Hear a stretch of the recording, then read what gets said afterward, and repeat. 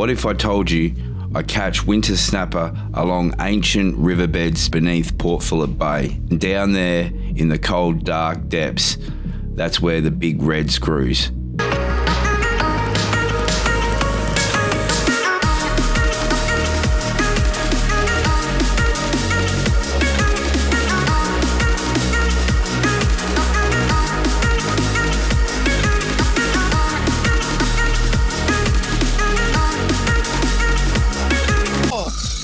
Mate, this one's far. So I'm going to freeze ball it, because one fish makes this all worth it.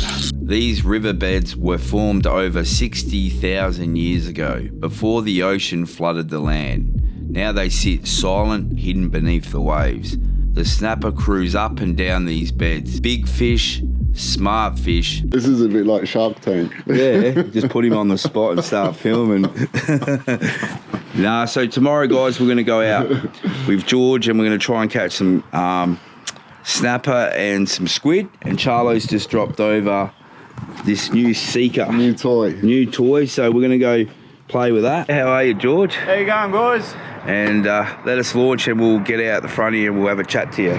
Put the life jacket on, and one time I got caught in the boat and I jumped into the boat and it pulled me back and I smashed on the concrete, and lucky I didn't get knocked out because I would have rolled into the water.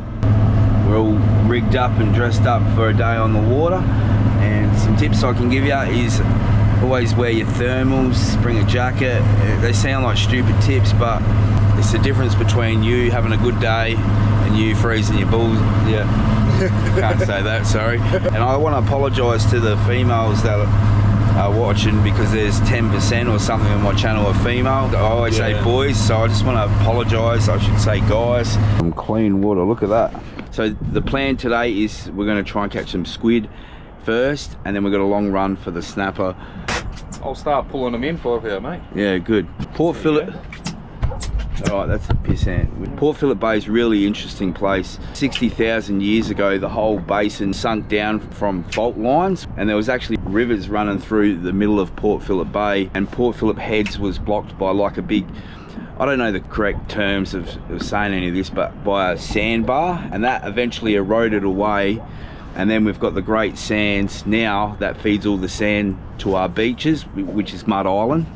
And it's really interesting stuff if you Google it and have a look at it all. We've been catching the snapper for the last 6 or 7 years at the start of winter. This ancient river bed, it's not like there's a whole big riverbed system still out there. There's definitely like gullies and parts of it left that hasn't fully fallen in. You can actually see it on Navionics. Yep. And that's where we'll be fishing later today. So it's really interesting stuff.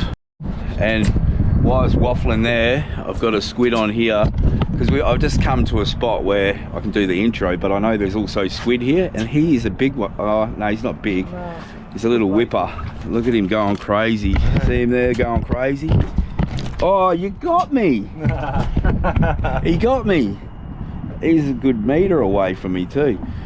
And see, this squid here doesn't suit my narrative, because we'll let him go because he's just a little whipper.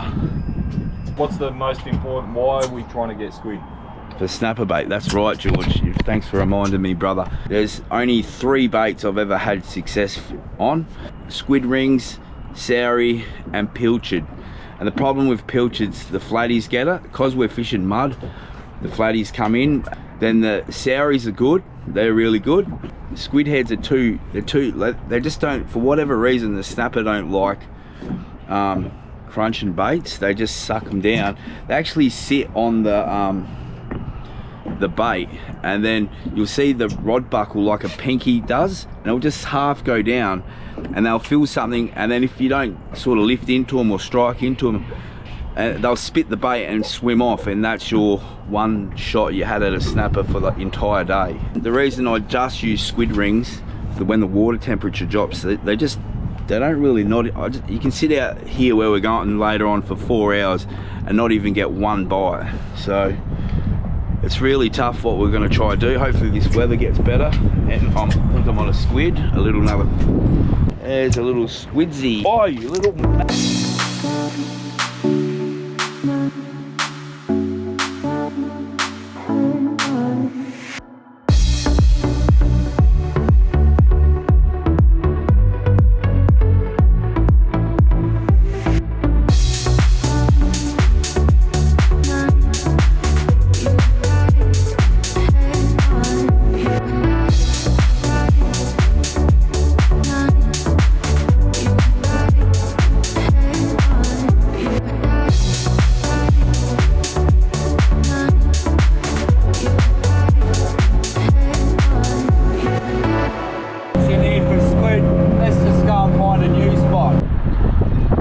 Oh, I'm on. Yep, big one. Oh, I dropped it. There. Oh, I dropped him again. This jig must be blunt. Should we go back over? Oh, unless it's the bottom. Oh, look, there's this bit of squid tentacle on there. I swear. Let's go back over. So guys, I was just hammering along and I seen some weed, pulled in, and we've got like 10 squid off this one little zone. It's only 2 meters deep. My favorite zones for catching squid. There, little green jig. Yeah, green and white. Just keep drifting, you'll get them. All right guys, we've got a bit of a wind against tide situation, so it's really tough at the moment to catch squid because the squid jigs aren't going down to the bottom. Countered that problem, we're in 1.7 meters. Yep. George has got one. Yep, good work, George. There we go. 4, 5, 8, 9. Let's tie this guy on. That's 19.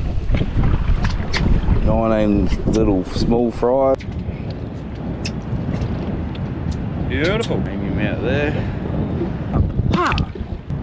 Wait, that was the one that was on. He pulled himself off. He pulled himself off. Who's going to get the last squid? So who wins the comp? You. Where's the restaurant? It's there. Just that front bit, yeah? Yeah, Okay. right there.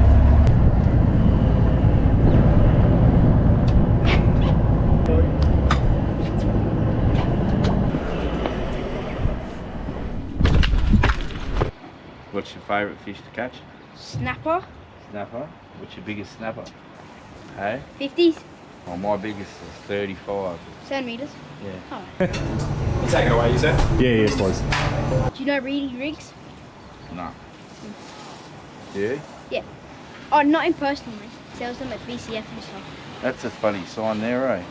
Where? Are you REEDY'S rigs? That's what it says. I'm making a video right now. Oh, yeah. You want to be on it? Sure. Here's the camera. Hi. Got anything to tell the people at home? Subscribe to REEDY'S rigs. Yeah. And we had mini burgers. That's alright. Grab the boat, Yeah, you got it. Alright, is that alright if I put you on YouTube? Huh? Is it alright if I put you on YouTube? Yeah, no, I'm fine. It's all good? Yeah. Oh, you got one salmon? Yeah. That's alright. Yeah, wait till we get some snapper today. Yeah. Alright. It's nice luck. meeting you. Hey. Here you go, brother. Thank you. No worries. Will you use any of that? Yeah. All of it. Alright, good. Well done. Good luck, bud. You too. See you later. See you, mate. Bye. Burger, mate. I asked for a burger. And we got these little things. They saw the size of me and they said maybe this guy should be on a diet. Me too. The run-in tide, and it's another hour and a half away. We've got 20 squid. I'm not going to muck around with anything else. And we're a bit worried. It's supposed to clear up today and then all that blue sky. We're thinking we might just go relaunch at Frankston. Even with everything going your favour, you may only get one fish or one bite for the day. So it's really something pretty hard. And then the snapper, they go to swim off and they feel the weight and it just buckles a little bit. And if you don't lift into that fish straight away, he'll spit the bait out and swim away and never come back. And that's your one chance you might get in winter. That's how hard it is. And so that's what we're up against today. All right guys, we're rushing. We can catch a fish. It's gonna be special because The water temperature, I don't know, anytime you can catch a snapper this time of year, to me it's special. They're very hard.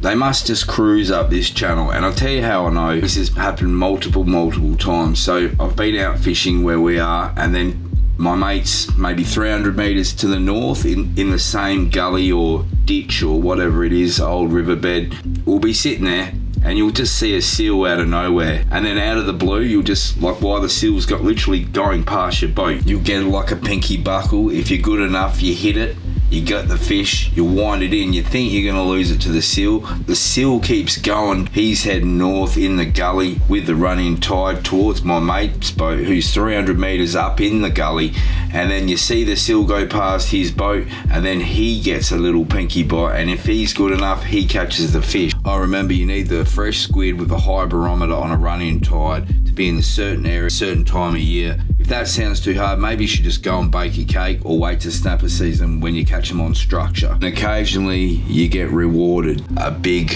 bulldog caught in cold water. Oh, you're on. Make sure the drag's all right. One, you're in the one, George. Snapper? Yeah, snapper. Feel like a snapper? No, more like a shark. Oh, you never know. Just go easy on him. Could be big. Oh, it's just a snapper, brother. Yeah, it's a snapper. We're fishing on the mud, and where we are now, it's a good fish, George. It's a good fish. I said to George, I said, we just got to be patient, and they'll come through. We've got the burley pot down. Yep. And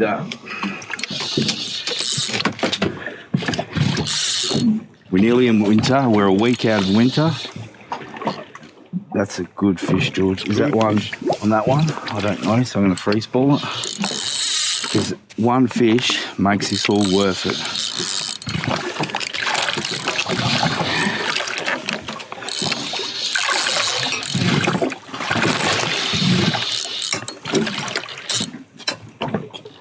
One, just wind it. I'm going to move that. Here he comes. Oh, it's a beautiful snapper.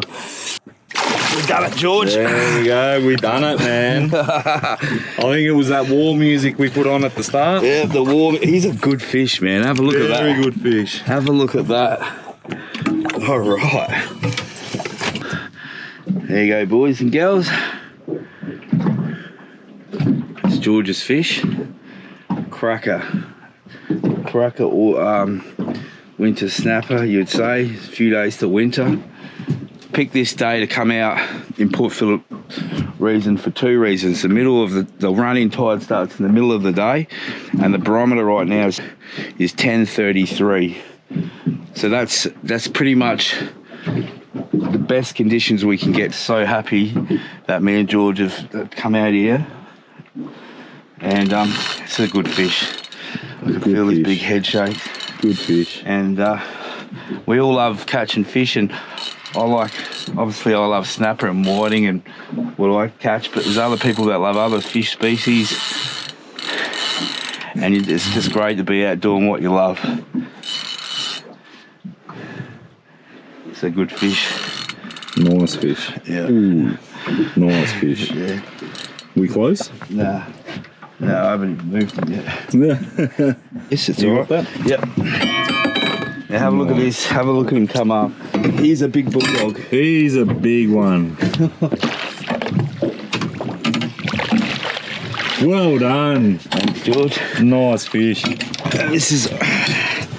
We're pretty much in winter, and he's a thumper. Well done, Brady. Now me and Izzy did this last year, and I've done this for quite a while now, and so there's a bit to it. And last year we got, look at the size of that guy. Beautiful fish. He's a lot bigger than I thought, eh? Yeah. He's a terrific, you'd have to call him Winter. Because it's Definitely basically, and look at the size of him. He's no pinky, mate. He ain't no pinky. That's a beautiful fish. So blessed to come out here. Port Phillip Bay is just amazing. All right, guys, I'm blessed enough to fish for a living pretty much, and I'm going to share a lot of this knowledge that I have fishing Western Port and Port Phillip, and give you free reports on REEDY'S.com. And half the problem for new guys is working out what to target, when and how and why. And I'll share this information with you, and I'll write a report every Thursday night. So when you finish work, you can read the report on a Thursday night and plan out your weekend. I can't give out GPS marks because I'll tell you two reasons. One reason, I'll piss the good fishermen off who have been fishing for years and have worked out their stuff on their own. And two, it doesn't work. If I put a GPS mark on the internet, there'll be 30 boats at that location. 1 or 2 boats will catch fish, and then the rest won't. So although it appears like it was working, trust me, it just doesn't work like that. And yeah, thanks for watching, guys. I hope you're awesome, and I'll see you out there.